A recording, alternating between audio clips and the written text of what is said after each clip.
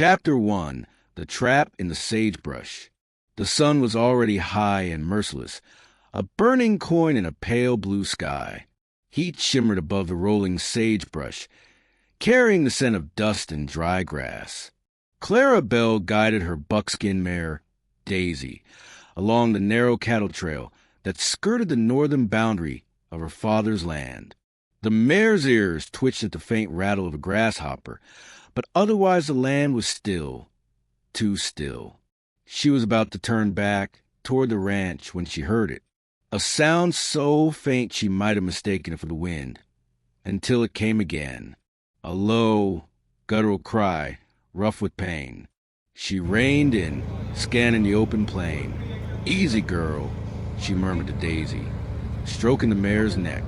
The sound had come from beyond the trail, near a patch of scrub and sage that grew thick as a wall. Clara dismounted, her boots crunching the brittle earth, and tied Daisy to a low branch.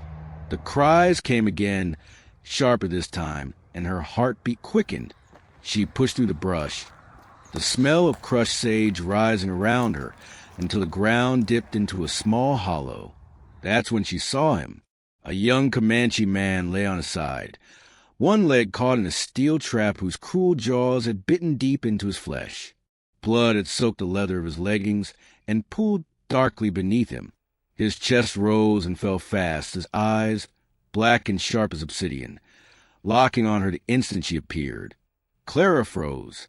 The story she'd heard in Dusty Creek painted Comanche as ruthless and wild, the kind of men who could slit a throat without blinking.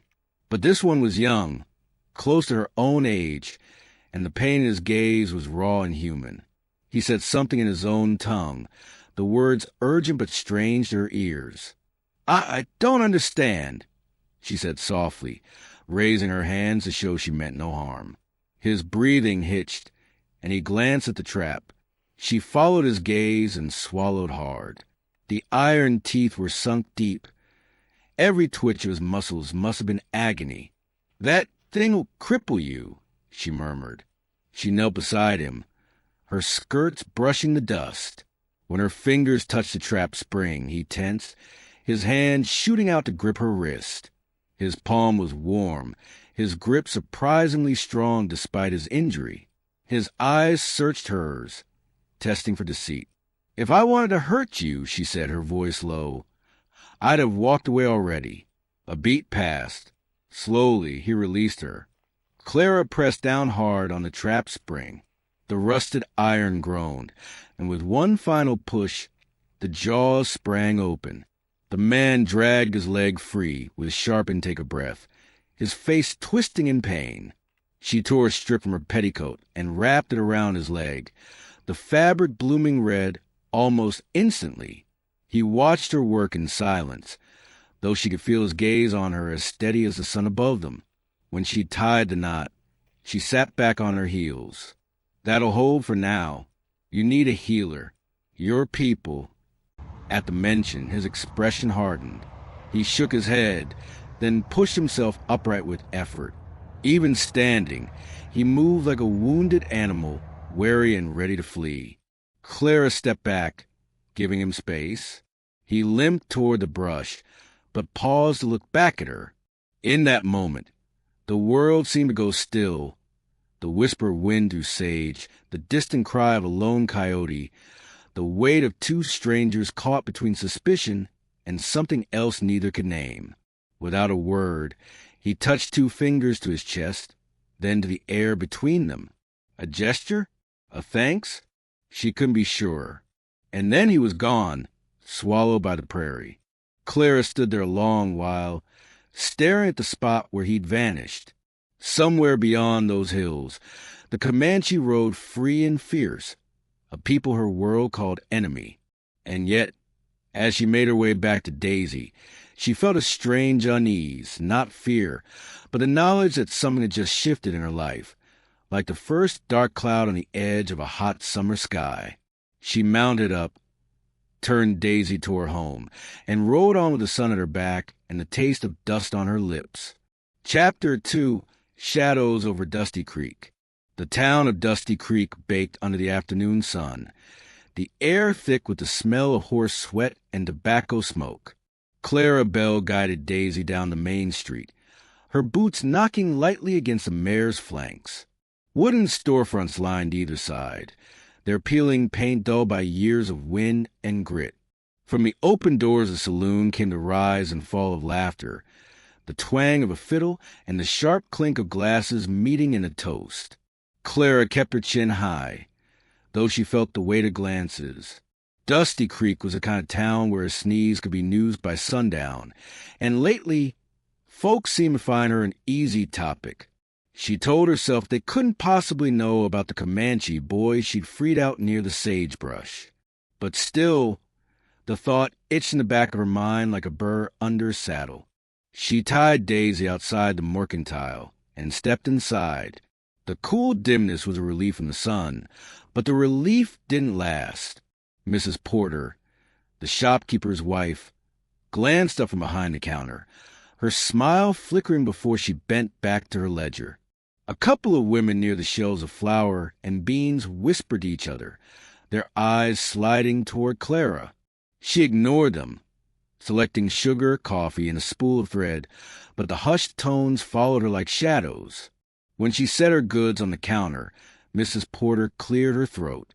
"Clara Bell, I heard tell you were riding up near the north fence the other day. That's close to Comanche ground, isn't it?" Clara felt her jaw tighten. "I go where the work takes me, Mrs. Porter."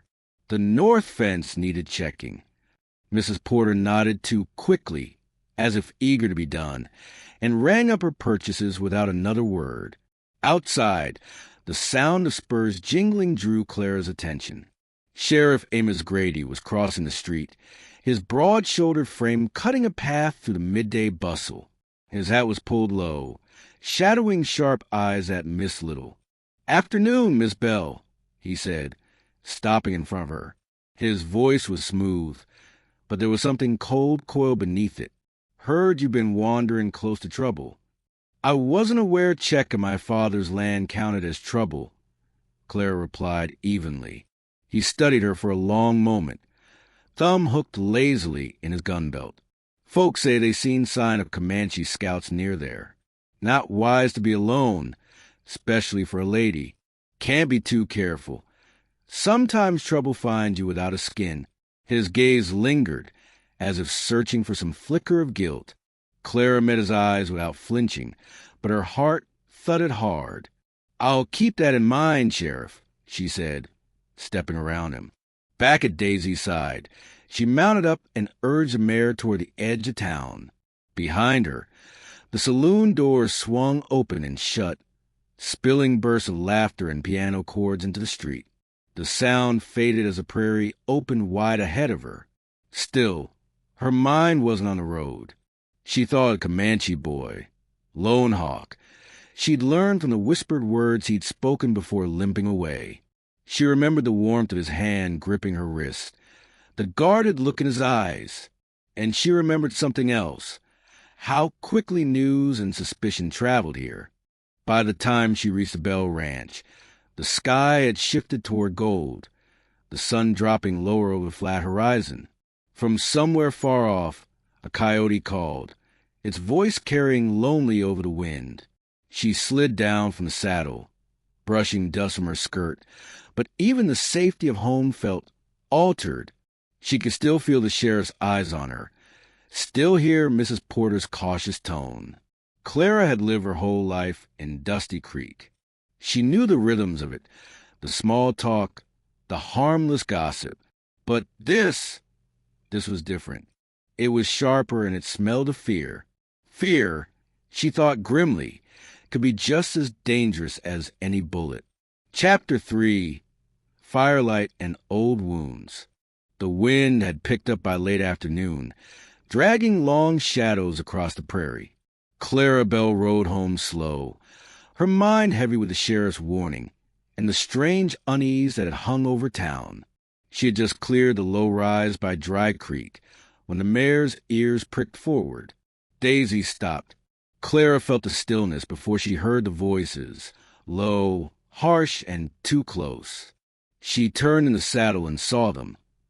Two cowhands from town, both half drunk by the sway of their saddles. She recognized them instantly. Harlan Pike and Billy Coates. Men whose tempers soured quick with whiskey. Well, Harlan drawled, spurring his horse ahead to block her path. Little Clara Bell, all alone in the wide open. Ain't that risky? I'm fine, she said evenly, shifting her reins. Step aside. Billy laughed, the sound dry and mean. Heard tell you been keeping strange company lately. His eyes traveled over her in a way that made her skin crawl. Ain't proper for a lady to be wandering near Comanche ground. Clara's pulse quickened. Move. Instead, Harlan swung down from his horse, boots crunching in the dust. Maybe we should have ourselves a little talk. She reached for the rifle in her saddle scabbard, but before her fingers touched the stock, a sharp whistle cut through the air. Then came the whisper of arrows. Harlan's hat flew clean off his head, an arrow quivering in the dirt where he'd been standing a heartbeat ago. Billy cursed and wheeled his horse as three riders emerged from the sagebrush, silent, swift, and fierce. At their head was Lone Hawk. His dark hair streamed behind him, and the setting sun caught the paint on his face, turning it to burnished copper. His bow was already drawn for another shot, but the cowhands didn't wait to test him. With shouts and curses, they spurred their horses and fled into the fading light. Clara sat frozen as the three riders surrounded her. Lone Hawk's gaze found hers first, steady, searching, as if to be sure she was unharmed. Then, without a word, he nudged his Mustang forward and extended a hand. She hesitated, glancing toward home, but something in his eyes told her this wasn't a request. She took his hand. He led her to a small hollow out of sight of the trail. The other two warriors dismounted to keep watch, their faces unreadable. Lone Hawk motioned for her to sit beside a small fire they'd already kindled. "You followed me?" she asked finally. He shook his head, poking at the fire until sparks danced upward. "Not follow. Watch." His voice was low, the words deliberate, as if weighing each in his mind before speaking. "Danger close. You saved me. Now, I save you." She studied him in the flicker of the flames. The shadows deepened the lines of his face, but she could see the weariness there too, the tightness in his jaw when he shifted his leg. "You're hurt," she said, noticing the stiffness in his movements. His lips pressed into a faint smile. "Old wound, not yours to worry." Clara's fingers itched toward the canteen at her side. "You're wrong about that." She handed it to him. For a moment, his fingers brushed hers. It was nothing, and yet it was everything. Her breath caught. He drank, then handed it back. "Harlan Pike," he said suddenly, glancing toward the trail. "Bad man. Take what he wants. You be careful." "You know his name?" she asked, surprised. A small shrug. "We know many names, many who wish us gone." The fire cracked, sending the scent of burning mesquite into the cool night air. For a long moment, they just sat there, two worlds balanced on the edge of the same flame. When she finally stood to leave, Lone Hawk rose with her, the firelight catching the faintest trace of a scar along his jaw. She wanted to ask about it, but didn't. Instead, he said, 3 suns ago, you saw me as man, not enemy. My people remember that." Her throat tightened. "And now," he held her gaze for a heartbeat longer than was proper, then stepped back. "Now you ride home safe." She did, but not before glancing over her shoulder to see him still there, framed in firelight and shadow, watching until the night swallowed her whole. Chapter 4. The Saloon's Cold Stare. By the next morning, the wind had shifted, carrying the scent of rain and the faint promise of cooler weather. But the mood in Dusty Creek was anything but refreshing. Clara Bell rode into town with a coil of rope tied to her saddle and a list of supplies in her head. The streets felt different, quieter, but not in a peaceful way. Ranch hands leaning against railings lowered their voices when she passed. A pair of women carrying baskets pretended to study the price of apples in the window of the mercantile, though their eyes followed her all the same. She told herself it was nothing until she heard the saloon. The Silver Spur's double doors were swinging wide with the comings and goings of the morning crowd. Miners off the night shift, ranchers with early thirsts, drifters looking for cards and trouble. From inside came the usual clatter. A piano picking out a jaunty tune, glass against wood, boots scraping the plank floor. But threaded through it was something sharper, low voices carrying just enough for her to catch certain words. Comanche, North Pasture, ain't right for a lady. Her stomach sank. Clara stepped up onto the boardwalk, meaning to head straight to Mercantile, but the words kept tugging at her heels. Against her better judgment, she pushed the saloon doors open. The warmth hit her first, whiskey, pipe smoke, and a heavy musk of too many bodies in one room. Conversation dipped almost instantly. Men at the bar turned to look, some with polite nods, others with a slow, measuring stare that said she didn't belong. At a corner table, Sheriff Amos Grady was nursing a coffee, his hat pushed back. He looked her over the way a man sizes up a horse before buying it. Not unkindly, but with a careful, deliberate patience. "Miss Bell," he said, his voice carrying just enough for nearby ears to catch. "Didn't expect to see you in here so early." "I needed supplies," she replied evenly, moving to the bar. She could feel the tension behind her back, men who'd been talking about her now pretending they hadn't. Martha, the saloon's sharp-eyed barmaid, set a cup of coffee in front of her without asking. "On the house," she murmured, but her gaze flicked nervously toward the sheriff. Grady rose from his table, boots thudding against the wooden floor. "You know, there's talk you've been seen riding in interesting company, out by the north fence." Clara met his eyes. "Is that against the law now?" "Not the law," he said, stepping closer until the scent of leather and dust surrounded her. "But people get nervous. Nervous turns into trouble real fast in a place like Dusty Creek." There was that quiet warning beneath the politeness. "I don't answer to gossip, Sheriff," she said, her tone clipped. "And if people are nervous, maybe they should mind their own business." A couple of men at the far table smirked into their glasses. The piano's tune faltered, then picked up again, but slower now, like the whole room was leaning toward a conversation. Grady's mouth curved in something that wasn't quite a smile. "I hope you're right. Because if Comanche trouble rides into this town, folks are going to remember who brought it here." With that, he tipped his hat and walked out, spurs jingling. Clara sat for a moment longer, coffee cooling untouched in front of her. She could feel the stares like prickles against her skin. When she finally stood and left, the saloon chattered and resumed right away. It waited until the doors swung shut behind her. Outside, she drew a long breath of the fresh air, but it didn't ease the knot in her chest. She had always thought the open prairie was the most dangerous place a person could be. Now she wasn't so sure. Sometimes the real danger wore polite smiles and lived behind swinging saloon doors.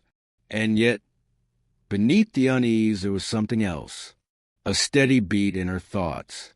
She pictured Lone Hawk's dark eyes across the firelight, the quiet promise in his words. My people remember that. The town could whisper all it liked. She knew trouble was coming. She just didn't know yet which side of the horizon it would ride in from. Chapter 5, Gunsmoke at Dusk. By late afternoon, the sky had shifted to that molten gold that comes before nightfall, and the wind carried the faint rustle of distant thunder. Clara Bell was out by the western pasture, checking the fence line, when she heard the cattle bawling. It wasn't the usual restless lowing. It was sharp, panicked. Her gut tightened. She swung into Daisy's saddle and kicked her into a gallop, riding hard toward sound. The wind burned her cheeks, and dust rose in long plumes beneath Daisy's pounding hooves. As she crested the ridge, she saw them, 6 riders driving a knot of her father's cattle toward the canyon. Rustlers, one of the ranch hands, young Tom Avery, was on the ground clutching his shoulder, his rifle a few feet away. Another hand fired from the cover of a wagon, but he was outnumbered. Without thinking, Clara pulled her Winchester from the scabbard and rode straight toward the fight. A bullet hissed past her ear, close enough to make her flinch, but she pressed on, heart hammering. The rustlers turned their guns toward her, and then the sound came, a war cry, sharp and fierce, split the air. From the ridgeline to the north, a wave of riders appeared, 12 strong, painted and armed, their mustangs kicking up red dust. At their head was Lone Hawk, his hair streaming behind him like a black banner. The rustlers faltered.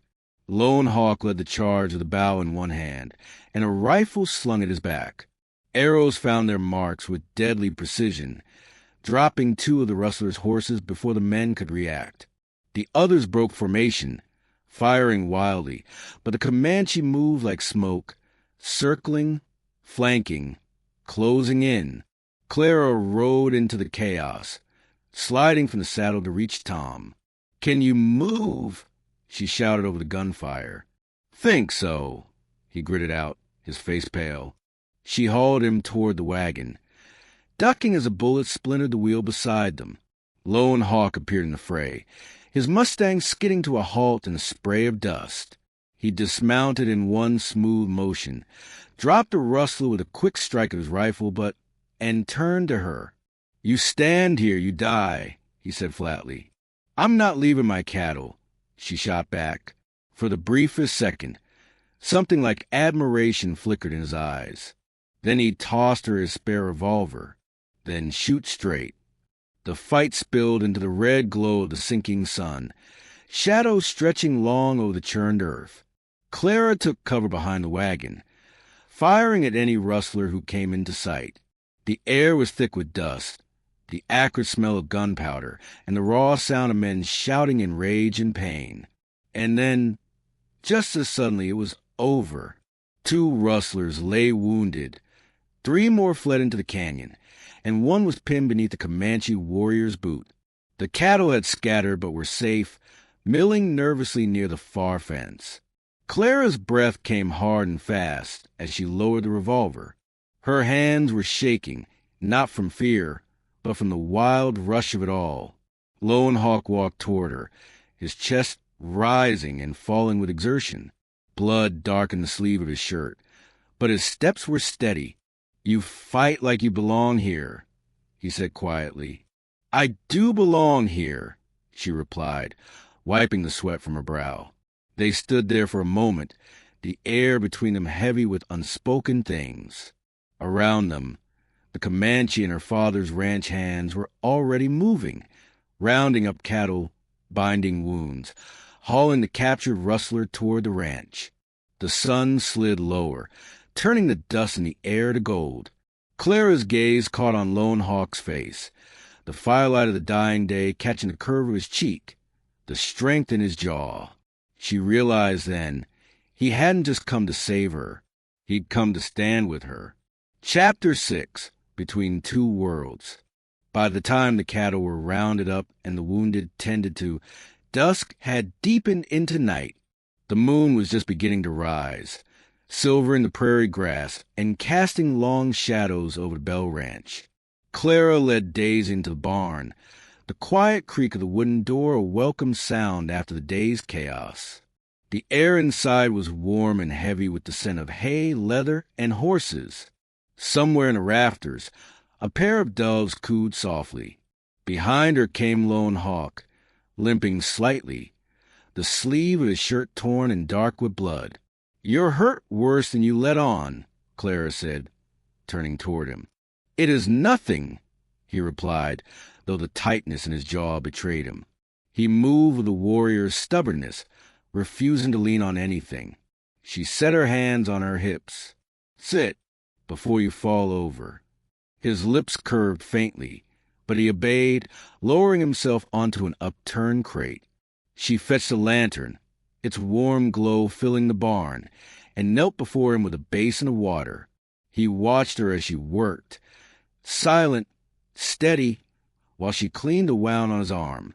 She could feel the heat of his skin through her fingertips, the coiled strength in the muscle beneath. You fight for your land, he said finally, his voice low, as I fight for mine. Clara glanced up at him, the light catching the sharp lines of his face. And yet, folks here would have us be enemies. His gaze didn't waver. Your people took from mine. My people took back. That is the way of things. But you did not see me as an enemy when you found me in the sagebrush. She tied off the bandage, sitting back on her heels. Maybe that's because I've seen enough blood to know it doesn't solve much. Maybe I was just tired of the killing. The barn was quiet for a moment, save for the soft rustle of hay. Then, slowly, Lone Hawk reached up and brushed a strand of hair from her cheek. The gesture was brief, almost cautious, but it sent a shiver through her. You are not like the others here, he said. Her throat felt tight.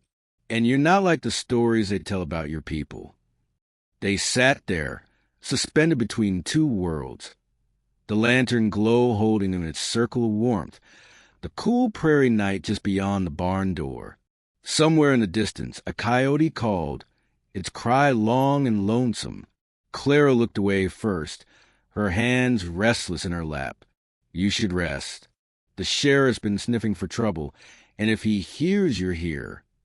I will be gone before the sun rises, Lone Hawk said, standing slowly.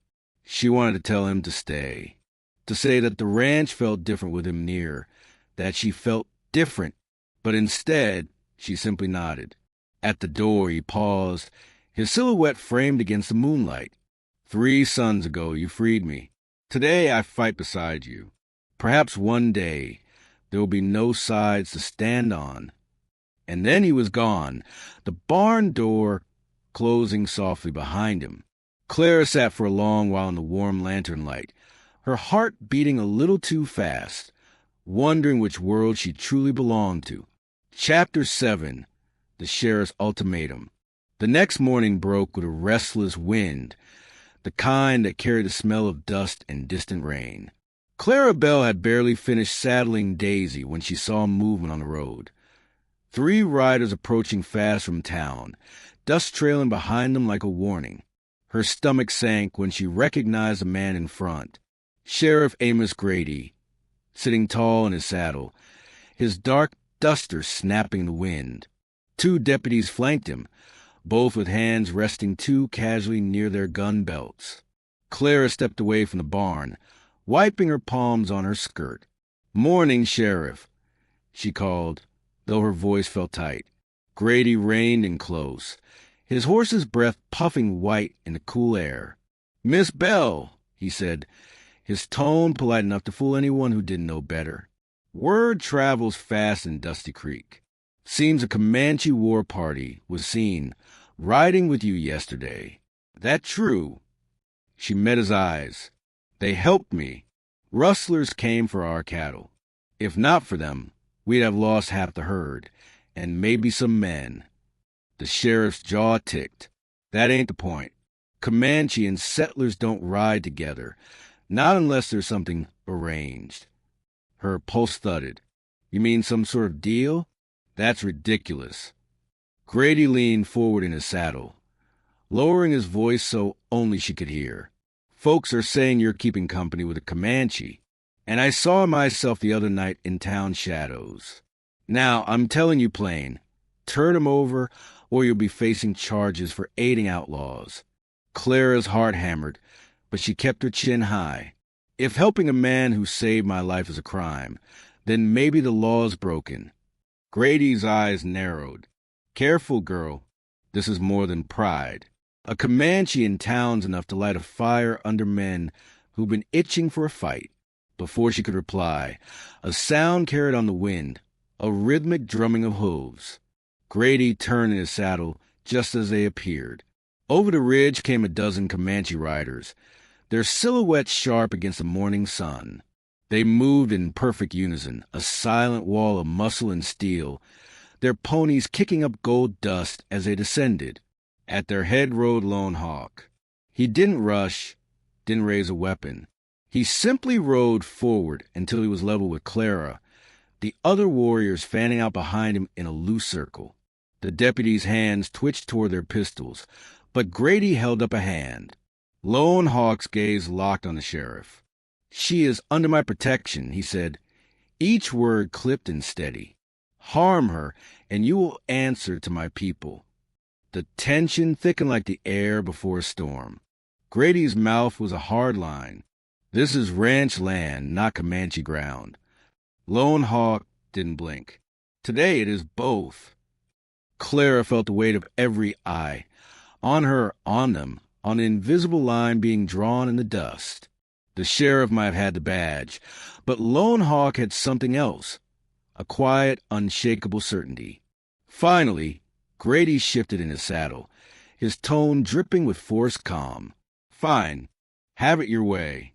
But remember, when this ends bad, and it will, you'll wish you'd listened."